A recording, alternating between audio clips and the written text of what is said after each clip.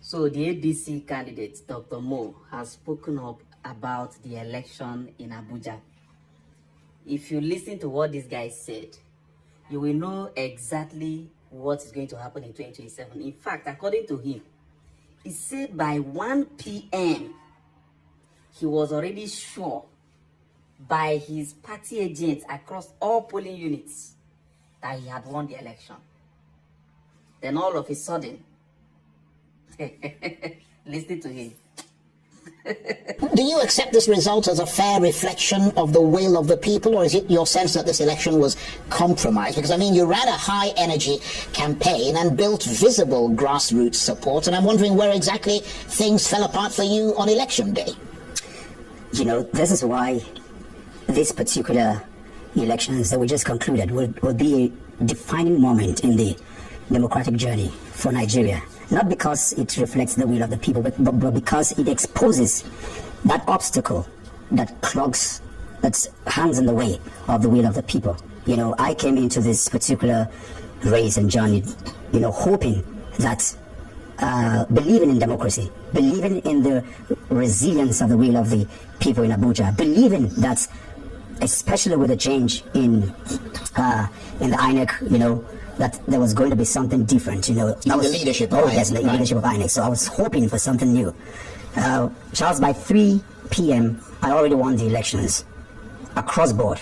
The results, you know, were already there. And then magic began to happen. And this is a crazy thing. So not only do I reject the outcome of the results, but I also, you know, it's so disheartening to see the imposition of curfew, to see the mutilations of results, to see how members of the ADC were harassed, you know, from different polling booths. And I've never seen a heightened level of vote buying like we've seen, you know, in this particular election. Well, let's be very clear. Are you alleging specific irregularities such as overvoting or collation issues, voter suppression, voter buying, or is your concern more about systemic bias? Both. It is both systemic and all of the issues that I've outlined in specific areas. In Kabusa, for example, there were places where you did not even have, you know, materials arriving late. And that process was hurting even the process, the registration process even before, you know, the elections, you know, started. And I still have some of my people, the harassment from the security agencies on the ADC, you know, the heightened nature, the tension that was caused. You know, Charles, if people have to, if somebody has to, you know, debate between his personal safety and carrying out his civic, you know, responsibilities, these activities with the curfew hampered largely on why people who were willing to even come out, you know, didn't come out. And it's uncalled for when you have certain elements, certain people who do not have a polling booth in the FCT in AMAC, roving around different polling units, just intimidating, you know, the voters by their mere presence. Who are these people that you're talking about? I mean, the minister was going from places to places. I was getting direct calls from my people telling me that the minister, what has he got to do with being in polling booths around AMAC? Yeah, but there's nothing stopping the minister. I mean, if he supports certain candidates, he's a Nigerian citizen, he's perfectly entitled to go and give moral support to those people. I mean, the question is, why weren't your own people there? I mean, you're from the ADC. I mean, if Minister Nyesom Wike was going from polling booth to polling booth, I mean, that suggests a certain seriousness about wanting to see his candidates get through. I mean, why wasn't Peter Obi there with you? Why wasn't Atiku Abubakar and all the big wigs from the ADC, why weren't they out there in numbers to give the same support that Nyesom Wike? Because, I mean, we didn't really see that many APC big wigs. I mean, technically, Nyesom Wike is not even a member of the APC. So why weren't the ADC people there to support you? I mean, I think that's a good question, but doesn't that in any way disregard the electoral process? I mean, you do not have anything doing, because I know he's not voting in AMAC. And Peter Obi, Atiku, and the rest of them, yes, they don't have. Are you saying that they should be there? Ireti and all of them, they should be going from polling booth to polling booth, and, you know, is that what you're... Well, the bottom line is this, really. If there is a window or an opportunity to give moral support to a candidate, as long as what is being done is not illegal, and given the fact that the man who's actually in charge of Abuja was there himself, going from polling booth to polling booth, I would have thought that the reasonable and logical thing to do for the opposition was to come out in equal numbers and counteract whatever it is he was trying to do. I mean, that's my 10 cents. You know, the question of the legality or not really ought to stop with the minister of Abuja, who is the person who is most charged to preserve the law within Abuja. But if he's out there doing it, then I would have thought that that almost legitimizes the process for the opposition to do something similar. But let me ask you this. If you claim, as you clearly are, that the process was flawed, what hard evidence do you have beyond what clearly is political dissatisfaction on your part? Because it is that hard evidence, assuming you wanted to take this further to tribunals and all the rest of it, that you're going to have to submit. Oh, absolutely. I can tell you, and I was just sharing with somebody out there, you know, the level. I mean, if you look at the result sheets, they come in their numbers, mutilated. Results sheets, you know, we even have result sheets that were written days before the elections. I mean, Charles, is that bad? You would never think that right here in the #1 local council in Nigeria, where in quote people say Donald Trump is watching, the international communities are watching, all the big guys, you know, are all watching, and blatantly this was happening right here in the center of gravity. I mean, this is how low we have descended, you know, because... I mean, these are allegations on your part. And some would say... allegation. Well, it's an allegation, obviously, because you haven't gone to a court of law. We're putting all of that together, yes, right. You know, but they're out there for everybody to see. But I do agree with you because, again, you know, I have been thinking through this even while we're putting all the data together. Charles, go to court. Who owns the court? The same people who mutilated, the same people who put the curfew, the same people. So where does that leave ordinary citizens? Charles, it was really so sad because this is you. Yesterday, I had to go visit the family of Musa Abubakar, one of those who stood in line for me in Gwagwa in the polling unit. He was killed. I have to put his son on the scholarship. I was almost in tears. Why was he killed? Because he stood his ground over mutilation of results. I have people who have been brutalized, beaten right here. Right, and you have evidence of that. Absolutely. Well, then are you going to a tribunal? No, I'm calling on the authorities to ensure that, first of all, you know, because this is the will of the people being trampled upon. I've had to go through, you know, there is no market, there is no streets, there is no community. I've gone through the whole of AMAC almost every other day to ensure that I raise the consciousness of the people where this is concerned, because elections, democracy is a heartbeat of the people. It's not just what happens. It's not just about the results that are being declared. It goes far beyond that, because whatever happens with the process is why leadership is failing, nation building is failing, is why this is why we do not have accountable governance, people-centered governance. This is why fairness and accountability is failing right here, even in AMAC. That process is everything. And what is your assessment of the role of INEC? Was it an impartial umpire in your assessment, or a compromised referee? I feel deeply saddened even by this question, because when I came into this race, I was expecting something completely different. At least I was expecting that INEC would do the right thing for the first time, to just show. But to see what happened after 3 o'clock, when we have... Charles, we live in the age of AI. We live in a digital age. All the results sheets were being published on the social media, and then the magic began to happen. In Guariba, for example, my people stood their ground. Of a sudden, I mean, Austin came in all the way from the US to come and help because he was campaigning with me, and he stood his ground. Who's Austin? One of those who supporting and helping to see that, you know, we have a very good campaign. I'm mentioning specific names and giving specific location so that it is not just my word against the people. Over 17 police people just ran into that place and are saying that commander said we should come and carry this in. And they said no, the result must be announced. And of course, guess what? 10 o'clock, 11 o'clock, 1 o'clock.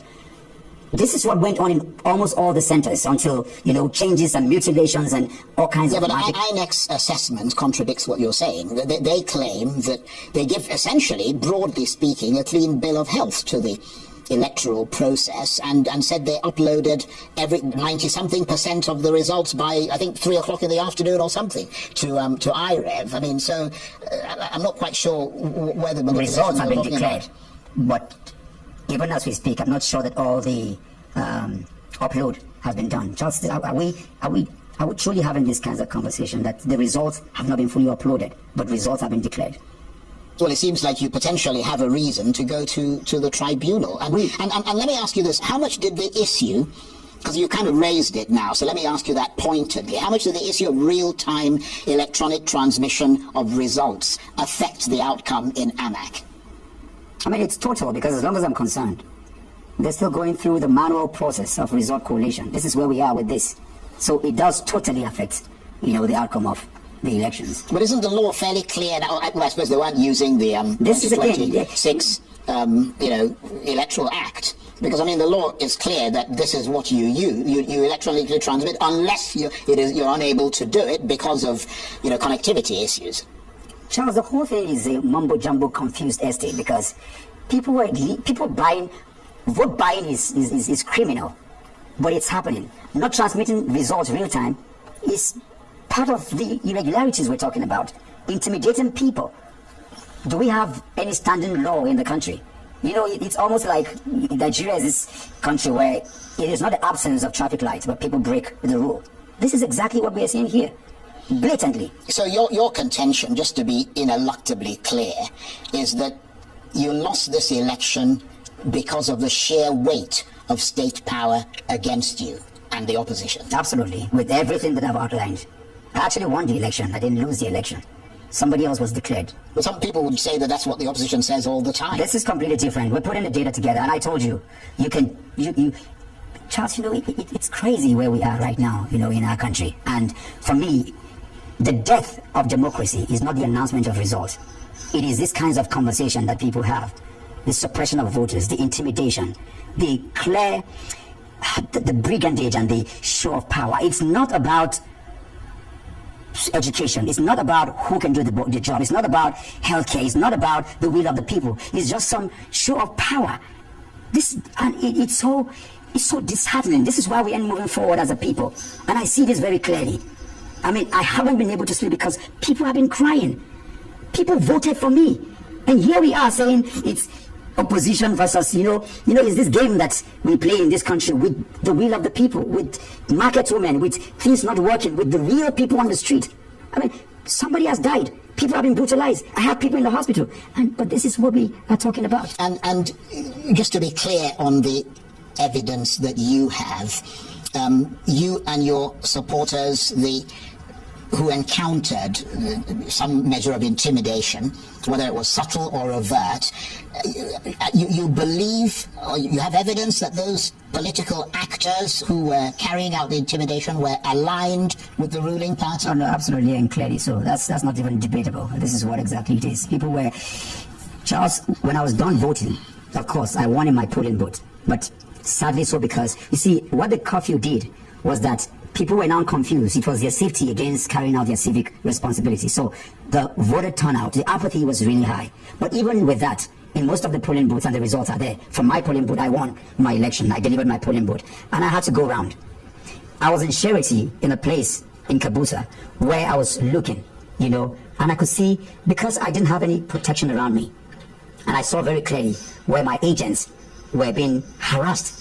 Yeah, but you seem to, I mean, and I'm not in any way disputing, because I don't have any evidence to the contrary, nor do I have any evidence to support what you're saying. But, I mean, you seem to focus a lot on the fact that your people were being sort of intimidated, and you've suggested that quite a lot here. I mean, but I'm wondering whether there was any confusion for the voters as far as you were concerned, because first of all, you had, as you correctly admitted, there was very low voter turnout. I mean, that could have affected the people who were going to vote for you. That's number one. Number two, from what I understand, there was some confusion about whether you were actually ADC or Labour Party, and the Labour Party had gone against you or something to essentially disown you as a member of the party, and so that might have confused voters. I mean, don't you think so? No, that never happened, because one of the things I set out to do, because, Charles, I've been here for about 40 years. I went to primary school here. I own my PhD in environmental resource planning here. And I say with a very big badge of honor, even when we hold interaction in Oxford, everywhere, I'm quick to remind people not to be carried away by my eloquence or my, the ability to be able to express my ideas, that all my schooling was done locally. And that's why in the last 6-7 months, it was very growling hard campaigns to show that it is important that somebody who is deeply rooted here and somebody who is well traveled, because I've been in places comparable to AMAC, from DC to New York to London. I know what it is to have safety. I know what it is to have an open system governance. And so, looking through the years, I know that it is time, to have somebody who would lead this most important geographical space, regardless of party. So I pushed it really hard. The campaigns were beyond just, for the first time, people have called me from all over the world to say that something is happening here. Charles, this is the first time in the history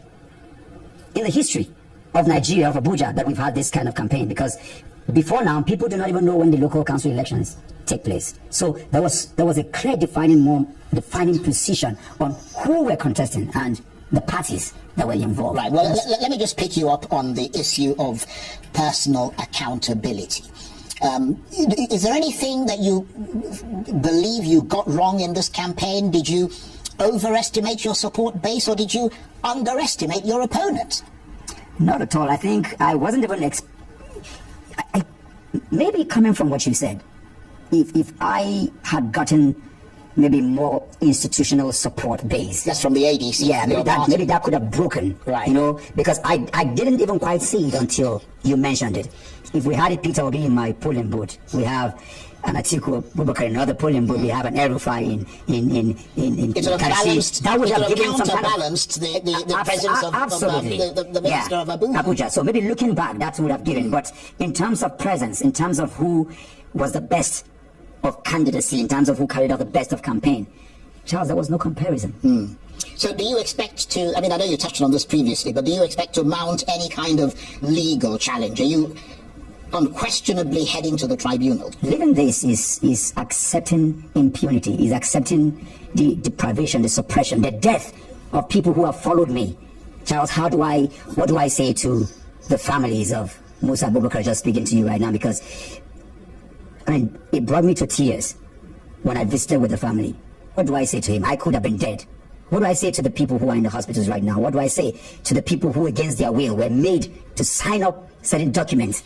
So in a sense, you feel duty bound to take this. This is a responsibility. It's beyond duty. It's like a call. Right.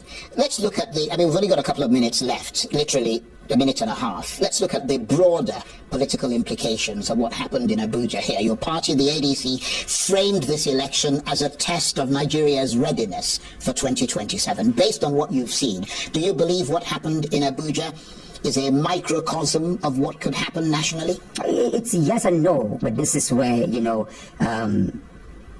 the opposition will have to, because in everything can be improved upon, you know. Would I have done anything different? Yes, with what you have said, I would have made demands. I would have insisted that all the big leaders take position, you know, in this, because that would have changed the status quo. You know, for the other bit, we gave it everything. So, on one hand, I would say yes, because again, the people haven't given up. The result declared did not deter the people. I know the kinds of conversations that I've been having. Yes, they've been beaten. Yes, they've been crying. Yes. And you know, Charles, because a nation is not built by just one cycle of election. It will take people relentlessly, you know, pushing against the grain. It took over 80 years before Martin Luther King was killed, with workings and struggles of the civil rights movement. It took over 80 years before Mandela became, you know, the president of Southern Africa.